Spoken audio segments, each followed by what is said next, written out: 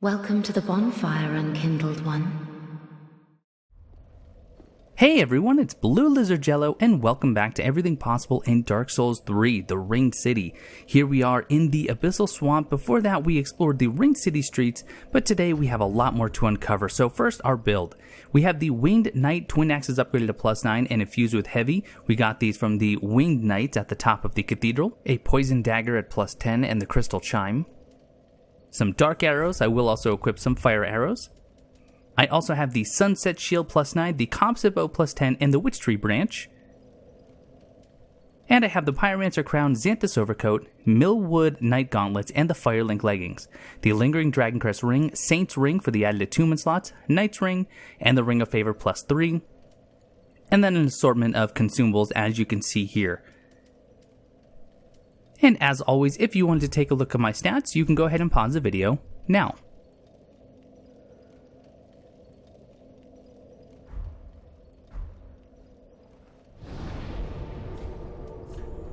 Here I am showing you the spells I'm using. Great Magic Shield, Hidden Body, and Frozen Weapon. All of these will be used sparingly, but you'll see when they come into their own in just a little bit. But as we approach the swamp, you can see a number of these locust enemies milling about in the water, lots of shinies to be had, and including one that's right behind me that I decide I might as well just skip and go ahead and get that later, because that's the kind of walkthrough creator I am. More locusts, more shinies, you recognize that staircase. But over in this corner, we have a really interesting piece of armor, the White Preacher Head. Not only does this look incredibly creepy, but it has a unique description. An empty head of a white-faced locust that rose from an abyssal swamp. The white-faced locusts were meant to beckon men to the dark with sermons, but most of them are unable to think past their own stomachs. Someone must rise to the occasion and restore the path of righteousness. Perhaps that someone is you. Did you not arise from the abyss, and did you not resist drowning in the age of fire?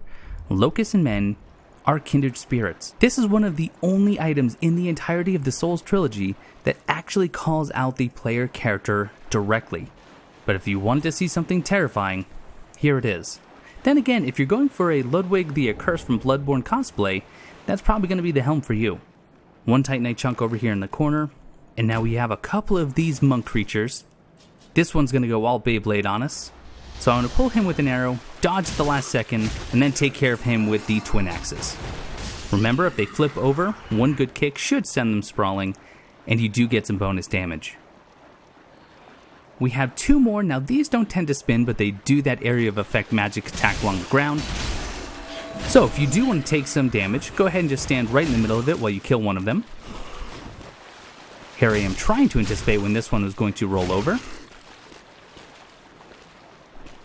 He gets some free damage, but we get the easy kill, top off the health, and right behind them we get a Soul of a Crestfallen Knight. If you don't kill these enemies before you climb this extra long ladder, they can actually knock you down. That area of effect can reach pretty high up, at least halfway, so you're going to want to take care of those pretty quickly, otherwise try and sneak your way to the ladder.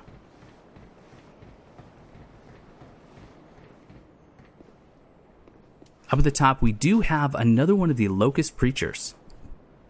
One poor girl slew her own kin, but even so was embraced, enveloped by the abyss. 'Twas a comfort that neither moon nor sunless sky afforded her before. Fear not the dark, my friend, and let the feast begin. One met the dark with learning, but in the end learned his knowledge was wanting. The world began without knowledge, and without knowledge will it end. Does not this ring clear and true? Fear not the dark, my friend, and let the feast begin. It does seem that this preacher is talking about Cirrus of the Sunless Realms, as well as Orbex. Cirrus, of course, if you follow her questline, you do end up helping her kill Holy Knight Hodrick, which, as you know, is one of her family members. And of course, we have Orbeck, Seeker of All Knowledge. Using Hidden Body, because up at the top of these stairs we have a Crystal Lizard, and using Hidden Body we can circle around, start attacking, and have the Crystal Lizard run off this edge, which leads to a really easy kill with a plunge attack. And we get 2 Twinkling Titanite. If you don't use Hidden Body, and if you're not fast enough, he'll often run over this bridge and either towards those ring knights or run off, making it so you can't kill him at this point. Speaking of these ring knights, you can see the one here, but we do have another one waiting around the corner. If we approach this one on the bridge, the other one will come as well, so I like to pull this one with arrows. Here I am using the Crystal Chime to cast Great Magic Shield on my shield. This will make it so it will block all forms of damage, physical and elemental. It also increases my stability, and even though it's not perfect, it does a decent job at keeping my stamina topped up. My intention was not to have this one fall down, but at this point, a win's a win. And while he isn't dead, he shouldn't be bothering us for the rest of the time through this area. I debated dropping down and then thought, Blue, don't do that. He's leaving you alone, and let bygones be bygones. By golly. Recasted my Great Magic Shield for the second Ring Knight, this time with the sword. You can see here, normally this would have completely destroyed my stamina. I do have my dagger out. You can see that it's infused with poison. We'll be using that here in just a little bit. But I got the backstab. Now it's time to just whack him down with my twin axes. Watch that fire breath attack. There's the free backstab. Thank you for that.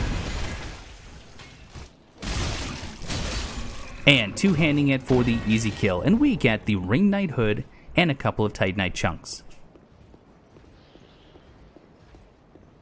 Running across this bridge, you can see the staircase down and to the right. Just taking a look for that Ring Knight. I'm not actually sure where he went. We don't see him again. But this staircase is the one that has the several Herald Knights just patrolling up and down it.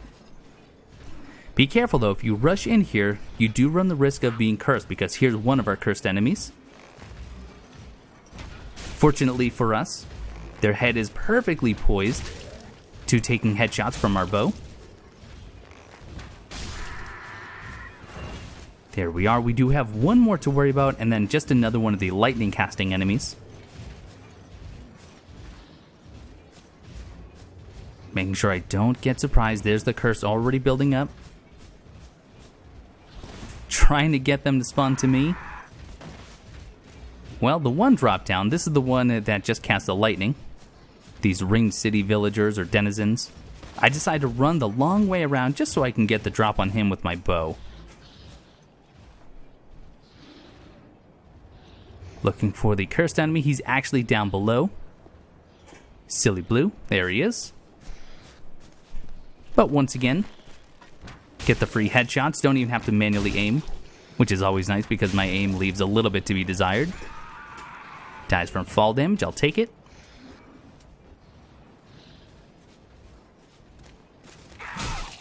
Trying to give him the opportunity to cast lightning, because that does give you a great chance just to roll under the lightning spear and then gets a free damage. But in this room, we have a shiny, and we also have our good friend Amnesiac Lapp. Before we talk to him, let's grab this shiny, the Covetous Gold Serpent Ring +3. This will give us an extra 115 item discovery, and this would be really good for someone who seeks out treasures. Oh, and here we are again. How goes things? I'm rather running in circles, I'm afraid. I can't find the Purging Monument, and I've searched high and low. What if it was never here in the first place? Oh, bloody hell. What do I know? Sorry. I know it doesn't concern you. Seeing you all good and well, I just sort of spilled my guts to you. Just forget it all. Like a good hollow would. Yeah. Just forget it all like a good hollow wood. He says that in such a cavalier tone, and yet it actually is a really sad description of the state of the hollow. I came over to this corner for one specific purpose. He's sitting in this room whining about how he can't find the Purging Monument. And yet, if we just look across the way, he's so close it could have bit him. But I suppose we'll have to run over there, identify it for sure, and then come back and let him know. And then I'm sure he'll have a great reward for us, because that's the kind of person that Lapp is. Running back across this bridge, we have another enemy to face, and arguably one of the toughest in Dark Souls 3. We have an invader by the name of Silver Knight Leto.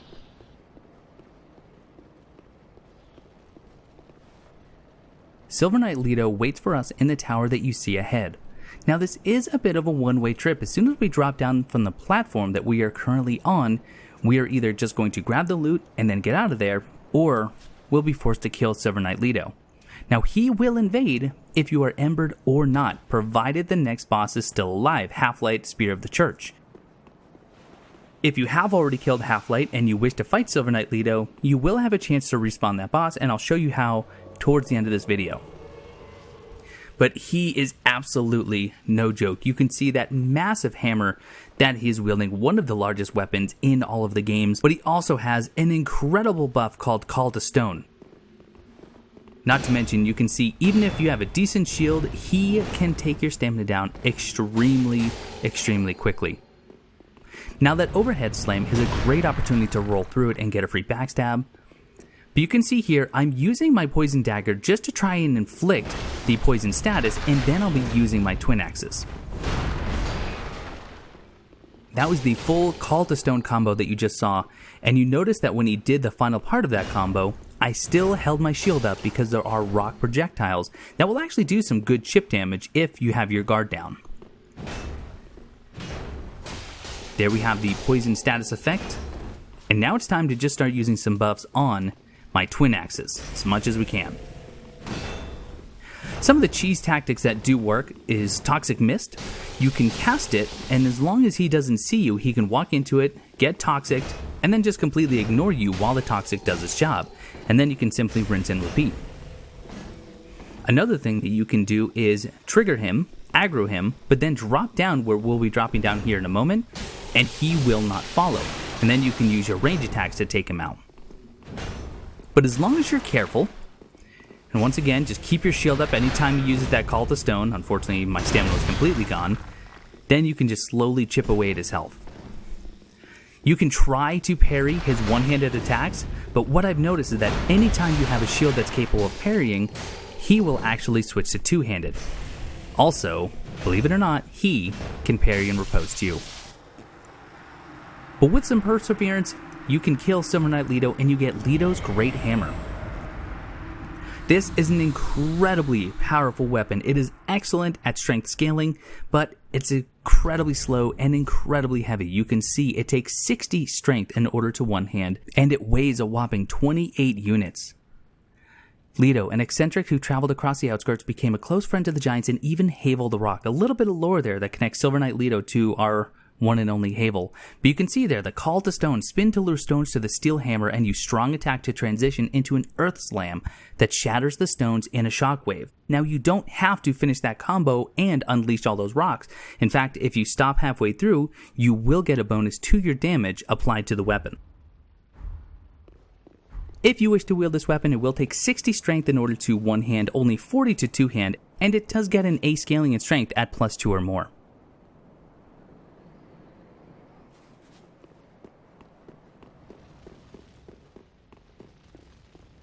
Out here on the ledge, we have 2 Titanite chunks, but then an even more important piece of loot than those chunks is as you slowly drop down these ledges,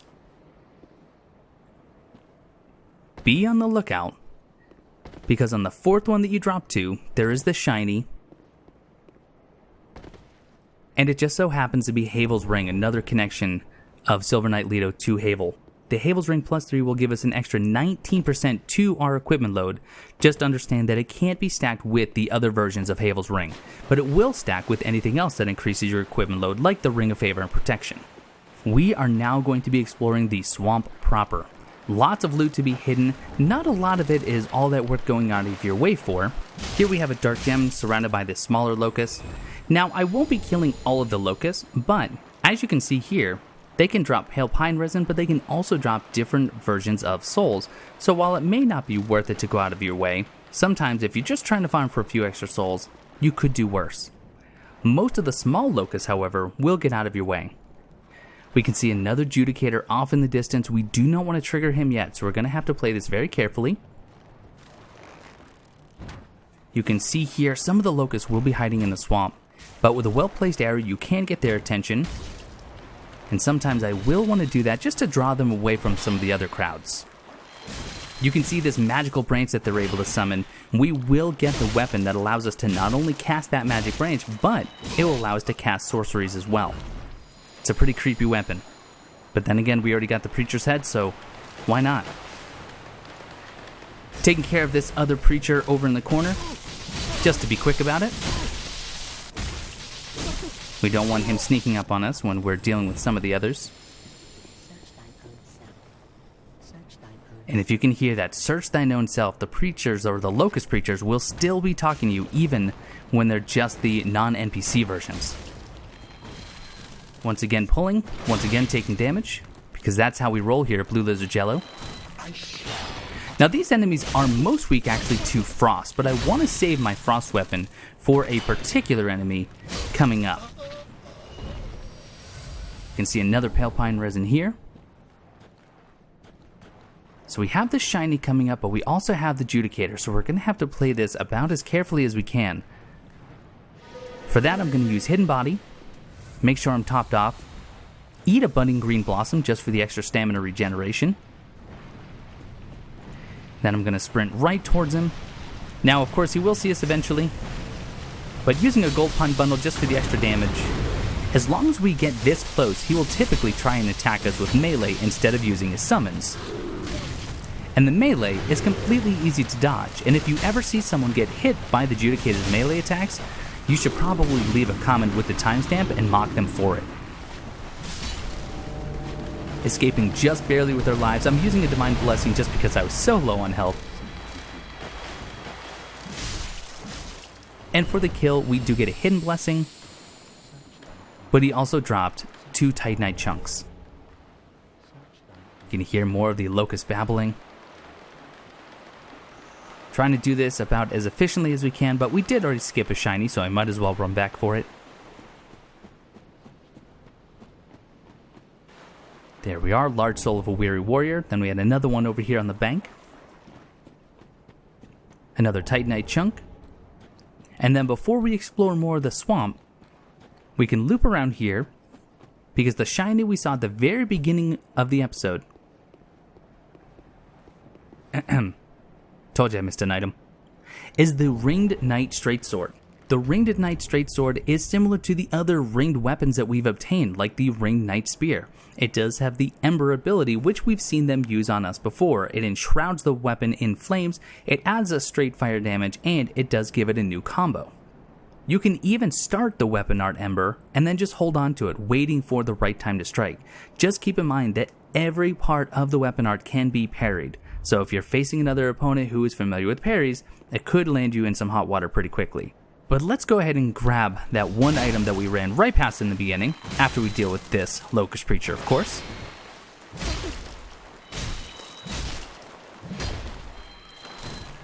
There's the double. By the way, if they hit you with that move, not only will they impale you on those branches, they will then chew on your face.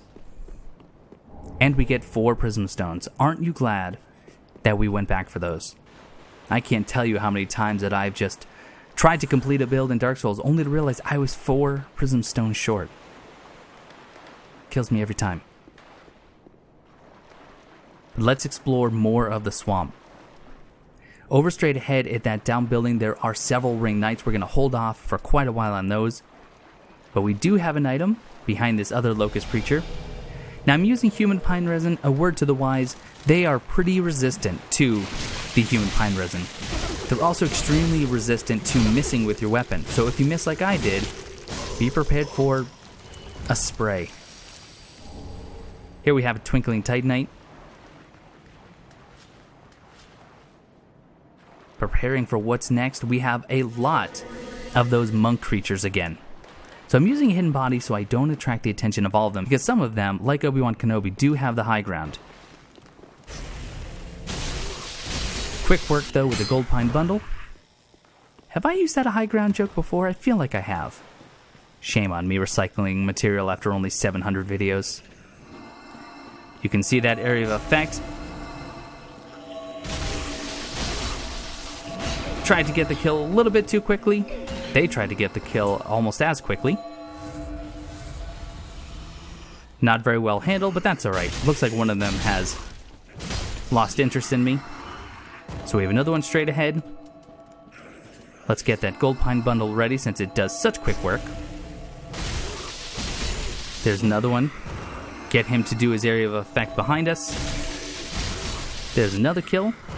He was able to drop a twinkling titanite for us, so if you ever need to farm those, not a bad idea. A titanite chunk on this corpse, and over here, the most useless weapon in the game, the white birch bow. The white birch bow, while it looks really, really nice, doesn't have anything going for it. A short bow crafted with white birch, endowed with light manipulating magic. The skill is Unseen Arrow. Arrows shot by large pulls of the bow are enchanted with a golden spell that turns them nearly invisible. The damage is subpar. The range is subpar. The skill isn't even subpar. It's negative par. There is no par. Why would I want a bow that shoots invisible arrows? If you've used it to great effect, or to any effect at all, please let me know. I can't wrap my head around it. Down here we have 3 more young white branches surrounding this birch. Now obviously this goes along with the white birch bow that we just found, but those branches are going to have even another effect later on in this episode. A little bit of a hint of what's to come. We have some more of these monks, these clerics that are worshipping this one building. Fortunately, if you just go right to killing them, they will not aggro, but if you run in the building, you will get swarmed by all 4 of them. So instead, it's better to kill them, and then head inside for a fairly unique item. In here, we get the Church Guardian Shiv. Now this is a consumable that's not actually consumed. You throw illusory blades that seek foes. This has a B scaling in strength and A scaling in dexterity, and while it does very, very little damage, it does a good job at homing. It uses FP instead of consuming the item itself. This is really good for if you are PvPing and you have an enemy that just has a sliver of health left and they try to run away and heal. The Church Guardian Shiv can seek them out for a decent range and finish them off. Not to mention, they're also pretty quick to throw.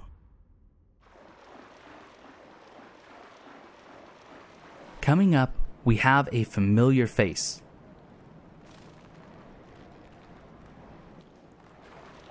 I'm going to use my binoculars so you can see who it is. Zoom in just a little bit more. If you can make it out, that crumpled piece of old iron armor with the electrified giant weapon. That is the Dragonslayer armor yet again. But this time, it's a slightly different version. The fight is largely going to be the same. But here he is in the Abyssal Swamp, and once we kill him and we get the armor, we'll read just a little bit more about how he came to be here. You can see all these Herald Knights that he likely has slain. Picking up a Titanite scale along the way. And unfortunately, I got him a little bit too aggressive right away because I wanted to use Frozen Weapon. There we are.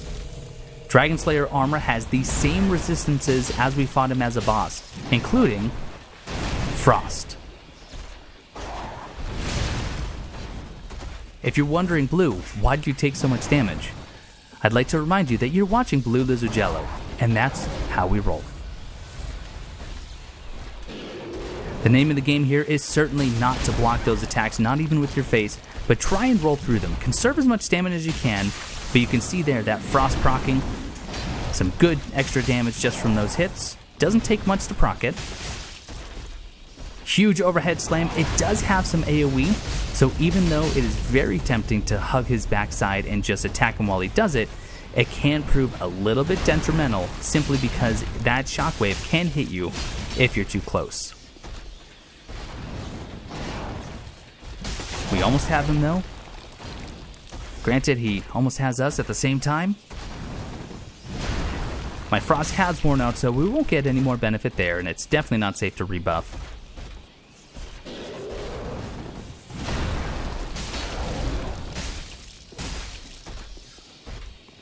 You really need to be able to read that attack because if you're not careful, there is a delay to it, and that can catch you off guard. But with him dead, we finally get The Iron Dragonslayer armor, including the helm with the plume. That's right. Petitions be darned. FromSoft gave us our plume. Granted, we're looking a little bit scraggly.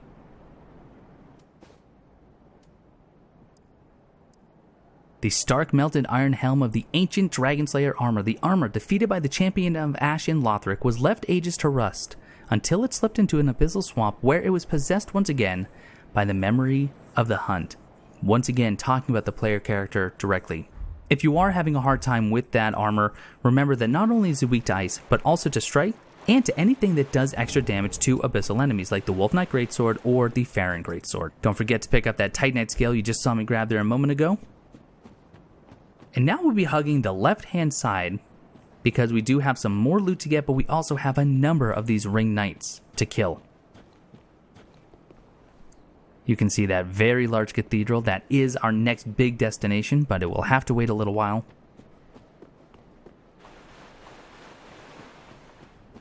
Over here, cresting this hill right behind the rocks, we get another Titanite chunk. Lots of upgrade materials in this section. Now, this next area that I'm bringing you to, frankly, doesn't have any loot that, in my mind, is really worth it. So just make up your mind if you think it's something that you want to collect. If you're a collectionist like me, you may find yourself unable to leave without picking up all the shinies. Here's a soul of a crestfallen knight. Another Locust Preacher, using human pine resin once again, foolishly. That combo is a really good opportunity to roll through the last attack and go for the offensive. There's the kill. And just a couple of baby locusts, and as long as they're running away, I have no interest in killing them. But behind these large crystalline structures, we have a few more of the large preachers. Once again getting sprayed on. You might actually think I enjoy it.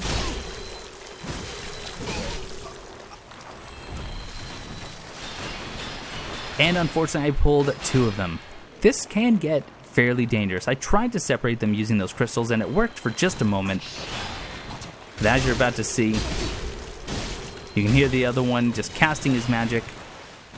So I need to finish this one off nice and quickly.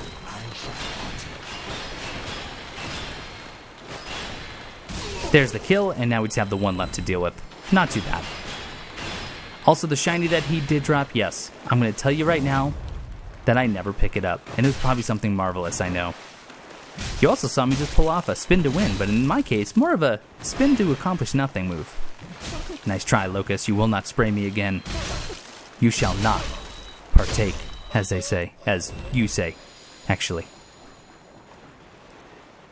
Couple more of the big guys, but over here we do have a soul of an unknown traveler, and then more importantly, rubbish. There's a little bit of the spin to win. That is the weapon of the twin axes, used to absolutely no effect by yours truly. When they're flying up in the air like that, you can get a couple of free hits before they land, and sometimes you can even stagger them out of that attack. You can see that spin to win did not do a whole lot of damage, but you see me use it again and again. You also see me get hit again and again. Frankly, I don't remember being hit this often in this episode. That's right, I forgot to edit out all my bloopers. Silly Blue. Running very low on healing, but you know that that is my time to shine. I should be using more of my gold pine bundles. I have plenty still. These small locusts will often become enraged if you are fighting one of the others near them. Luckily, they go down pretty quickly, and they still have the same drop rates of the pale pine resin and the other soul items. We have a soul of a weary warrior. And then over behind this sunken part, over to the left, we're going to go very wide because there are a number of the locust preachers.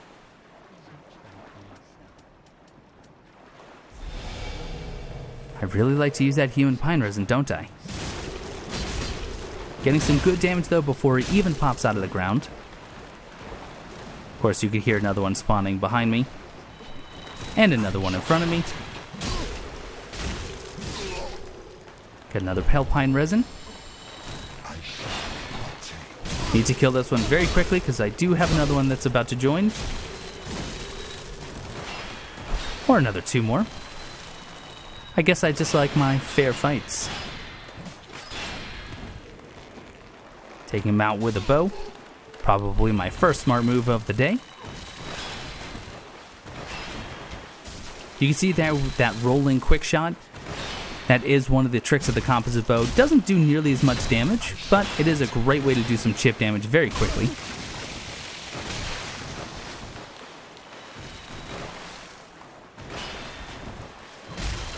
Lots of rolling.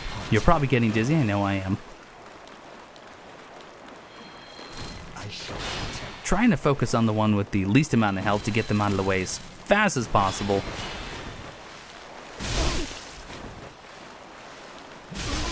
Just one more to deal with.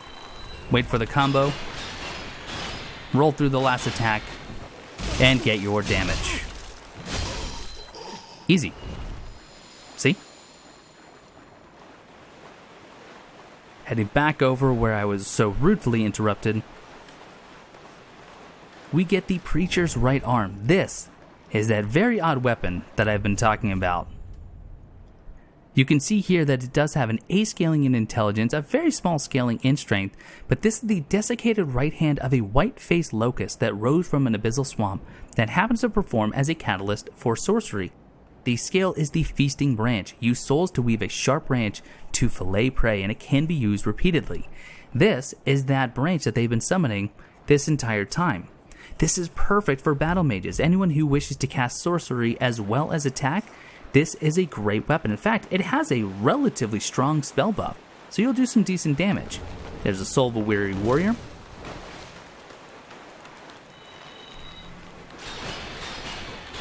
One or two more locusts to deal with before we get on to the Ring Knights.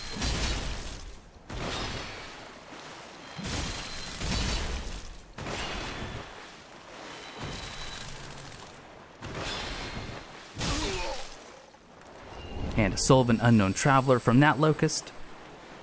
Making sure that we've cleared the way because we do not want any locusts joining in the fight against these Ring Knights. So unfortunately, looks like we have just a couple more to kill.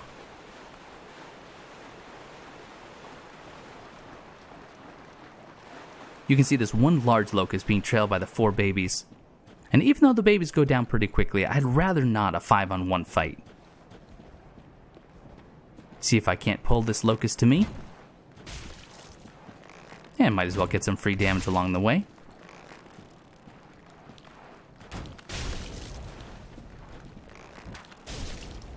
He's really not doing his best job getting to me, is he?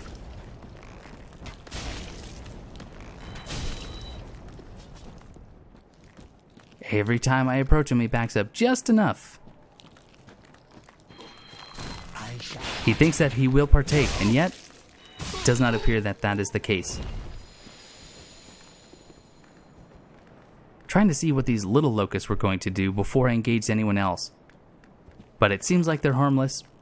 So let's pull this first Ring Knight. There is another one right above him, and another one behind the corner. So if we're not careful, this could very quickly become a 3 Ring Knights versus blue fight. And while I might be a betting man, I don't like those odds. Once again, using Great Magic Shield to negate all of their damage. And if you're feeling confident in your parries, every single one of their moves can be parried. So go nuts.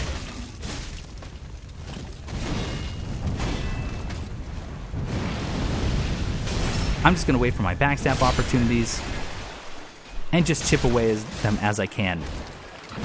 Now that Dragon War, you can see that he is now buffed. He does have a lot more poise at this point. Not to mention, that explosion itself can send you reeling.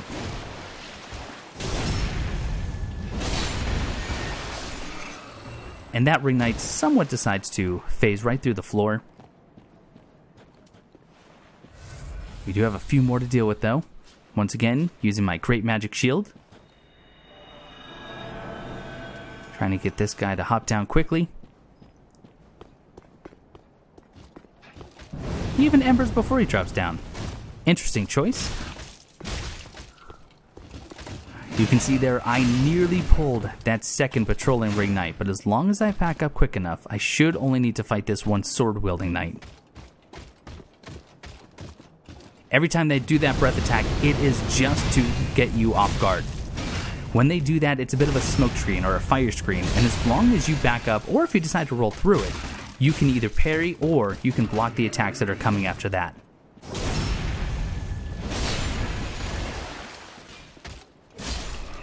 We get a Titanite chunk.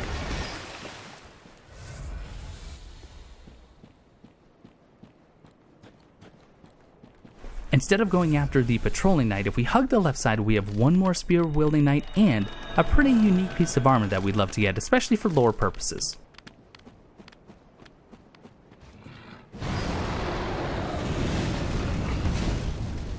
I got really lucky there that hit did not connect with me.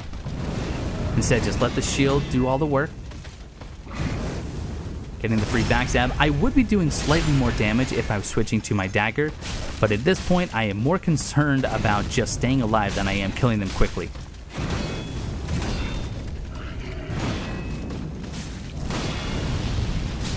There's the kill on him. We get another Titanite chunk, and over here we get the Black Witch Veil.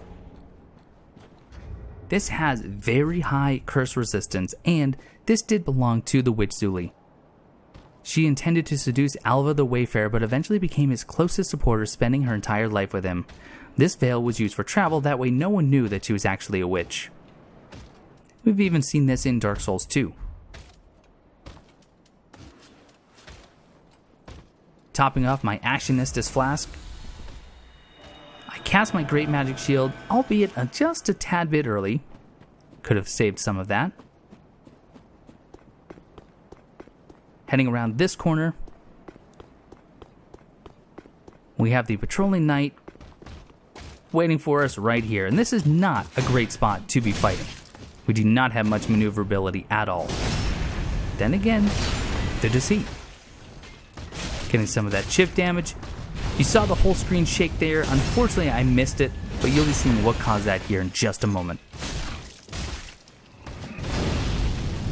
Even though fire cannot do anything against his shield as long as I have Great Magic Shield going, which it has now run out, but fortunately I get that backstab. Another Ring Knight dead, and this time we get the Ring Knight armor and a pair of Titanite chunks. And I'm now currently sitting on 200,000 souls. The Abyssal Swamp racks up your souls very quickly. As we stand on this twinkling Titanite, we can see a dragon. Now, we have seen that dragon in the background before, but unfortunately I think I forgot to point him out. That is Midir. That is another boss in the Ringed City. But before we fight him, we still have quite a ways to go. You can see some shinies. We see that very large bridge. But before we even head there, we do have some more shinies to get, but I want to show what happens if and when you attempt to cross this bridge that's immediately over to my left.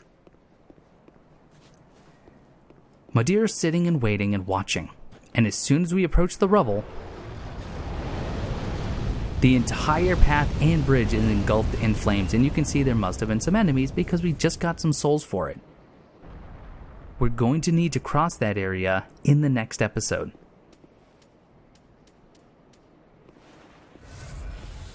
But for now, we're not quite done with the Ring Knights. We have one more waiting for us down below. So once again, using my Great Magic Shield. Now you can just block or kick this enemy right off the cliff. For me, I go for the old-fashioned kill. Watch that Ember combo, especially because he can knock you off as well. Terrain not really working with me. There's the backstab.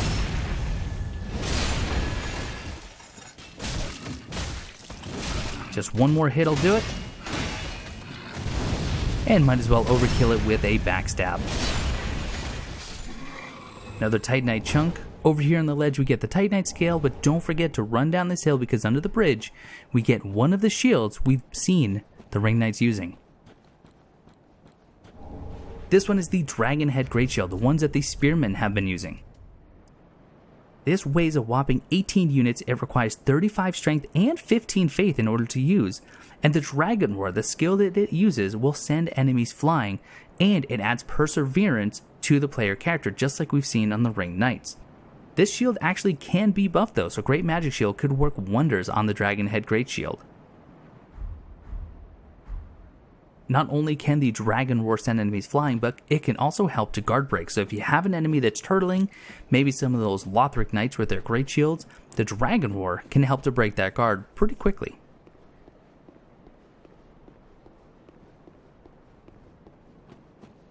But that is it for the swamp portion. But we're not quite done just yet. As we loop around into this room with all of the broken down walls, we see the statues of the Ringed Knight. And over on this wall, we read a peculiar message: show your humanity. Now this was a puzzle that left a lot of players, myself included, pretty confused. But I'm going to show you how to solve that. Open up that door, we're back at the bonfire, and then before we even rest at the bonfire to get all of our healing back, which I desperately need, we're going to drop back down into the swamp. And now, I'm going to equip those branches, those young white branches that we've collected. Or if you have the chameleon skill, that can work as well. And I'm going to start using these, one at a time. Here we have a crystal. Here we have just a statue. Another crystal. Crystal again. But the 5th time's the charm. We are now a humanity sprite. If you don't recognize this, these sprites were shown to be alive in Dark Souls 1 during the Artorias of the Abyss DLC as we approached Manus. We are now a humanity sprite. And if we painfully and slowly approach that wall where it told us to show our humanity, something will likely happen. If it doesn't, I'm sorry, I don't know what to tell you. I didn't program the game. Any action, by the way, will break the illusion and we'll have to start over.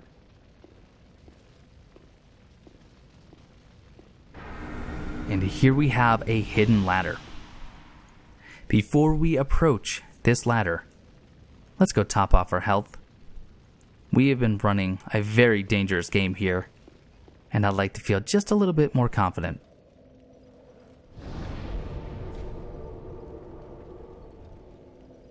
And it's time to climb this very long ladder. We have some more Ringed Knights to fight, and we have another Judicator, probably, in my opinion, the most dangerous Judicator to fight.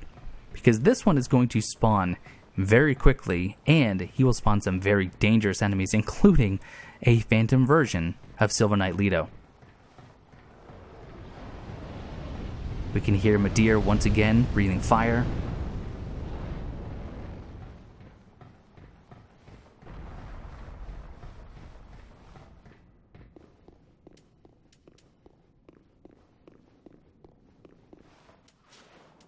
You're going to see me make some more mistakes, I know. Shocker. But I hear him casting Great Magic Shield. The problem is, I don't have any Ringed Knights just yet. I was able to pull one, which is fortunate. I even got the free backstab, even more fortunate. There was good charge R2 for some decent damage.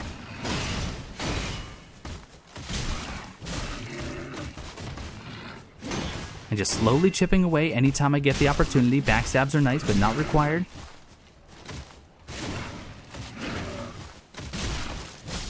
There's another kill. No drops this time. But this is where I unfortunately make my mistake.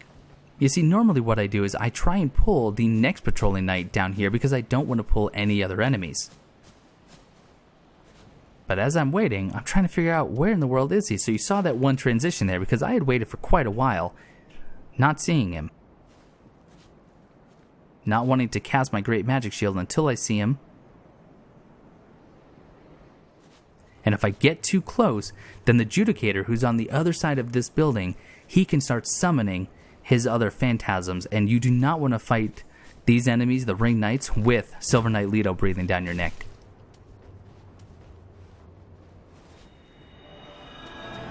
You know, I just remembered that actually the very first Judicator we fought at the beginning of the Ring City, he summoned Silver Knight Leto. and the archers. But this one can summon a Phantom Zuli, it can summon Silver Knight Leto and the archers, making it for a very, very dangerous combination. And you can see there that unfortunately I got out of the aggro range of that Ring Knight, which means that now I have to wait for him to patrol around this building. Here he comes. Once again, do not want to get too close, so I'd love to get his attention, but then back up. There's the Dragon Roar.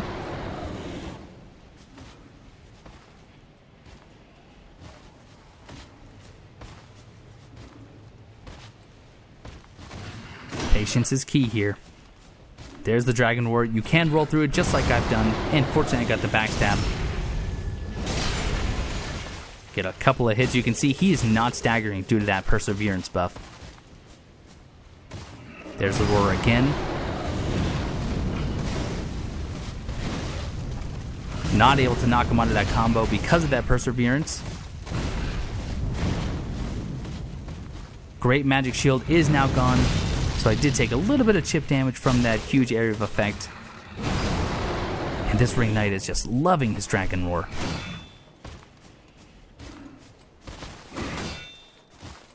Once again, though, patience will pay off.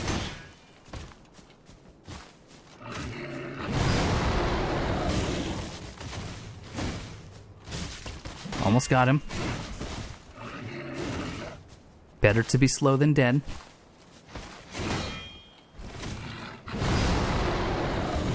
Watch the Wombo combo and the finish. We get the Ring Knight Gauntlets, and now it is time for the Judicator, the last enemy that we're going to be fighting in this episode. So my plan was to use Frozen Weapon. Frankly, I don't know if Judicator is weak to Frozen Weapon, and frankly, I'm not so sure that he is.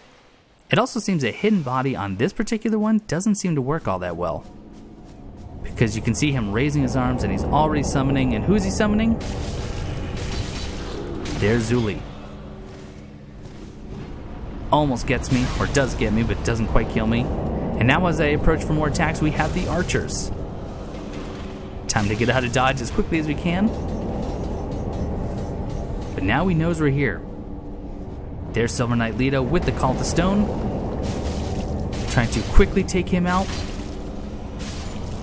And we get him, but not before Zuli gets one more attack off. And for that kill, we get the Divine Blessing. Fortunately, that is all that we need to contend with here in this part of the Ringed City. Then again, I felt eyes on me, so I had to run around and double check. There's the staircase leading down into the Abyssal Swamp. And that door is where we talk to Shiro. But let's grab the last little bit of loot and let's find the Purging Monument for Lapp because, well, frankly, his visor must be blocking his vision. Climbing down this ladder, you can see the Purging Monument just over there in the distance. We'll be going over to get that other piece of loot momentarily. There's the Herald Knights that are patrolling. We get a large soul of a crestfallen knight, and then as you approach this large structure, you can see that those are skulls all over the place.